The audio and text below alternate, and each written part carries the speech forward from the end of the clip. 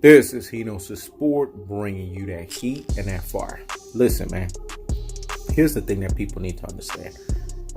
Everybody's sitting here acting like this WBC Franchise Champion nonsense is going to be something that's going to be universally accepted by fighters.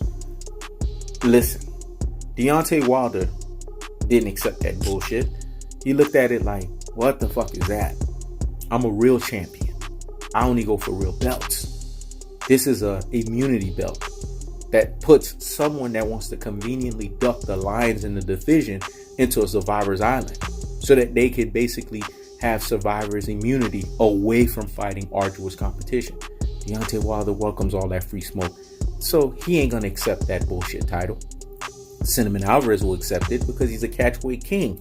Of course he's gonna accept a title like that. He doesn't want that work from Jamal Charlo or Demetrius Andrade. So of course he's going to accept a title like that. But Jamal Charlo, no one gives him credit.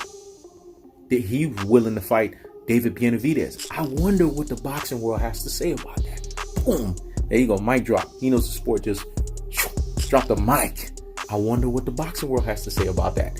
Jamal Charlo is willing to go up to 168 and fight one of the baddest, if not the baddest man at the fucking division. In David Benavidez. Does he get people's respect now? Do people see that? Damn, Jamal Charlo, he about that work. He about that whip it work.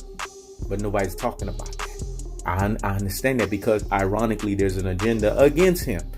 See what I'm saying? When it's a fighter that they like, they support it. When it's a fighter that they don't care for it. They don't care for that fighter. They got all kinds of shit that they want to talk about. This is what I was talking about when I say Rudy Poo and Plum Brain. Classic Doten troglodytes, right? Ultra fanboys with the ultra fanboy rhetoric. Because they want their cake and they want to eat it too. But Errol the True Spence is also going to be a fighter that's not going to accept that bullshit. For what? What does he gain with a franchise title? He's already supposedly being told that he's supposedly ducking Terence Crawford.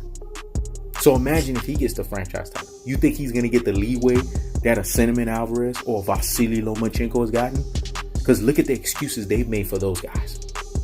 Oh yeah, it's the ultimate it's the ultimate belt. This is how people are explaining this shit. It's an ultimate title. It's not a franchise title. Okay. The real ones.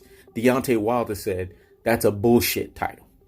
Terence Crawford, the guys that a lot of these motherfuckers prescribe to, said, what the fuck is that? What the fuck is a super champion? What the fuck is a regular champion? There's only one real champion. I noticed nobody had news to say after that. You know why? Because if they did, right, and they went behind Terence Crawford to say what Terence Crawford said, it would have debunked their bias and their lies narrative. Oof. What I said was so deep and profound. Let me rewind it because it needs to marinate in the corpus callosum and in the cerebellum. Hear me and hear me well. If they would have sat here and talked behind Terence Crawford about what Terence Crawford said, it would have debunked their bias and their lies pandering narrative. You see what I'm saying? So they had no choice but to higgity fucking hush and act like Terence Crawford did say that.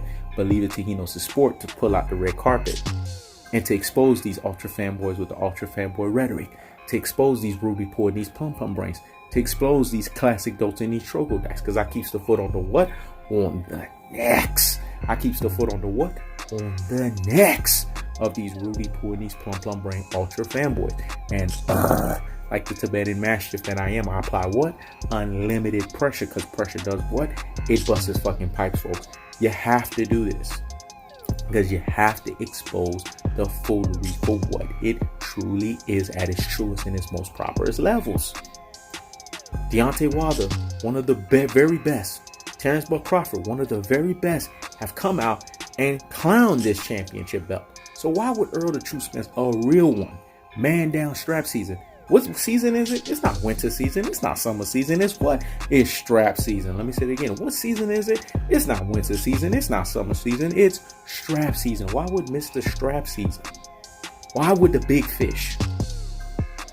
Because he's consistent and authentic as fuck come out of his mouth and say, oh yeah, I'm a franchise champion. I'll accept it.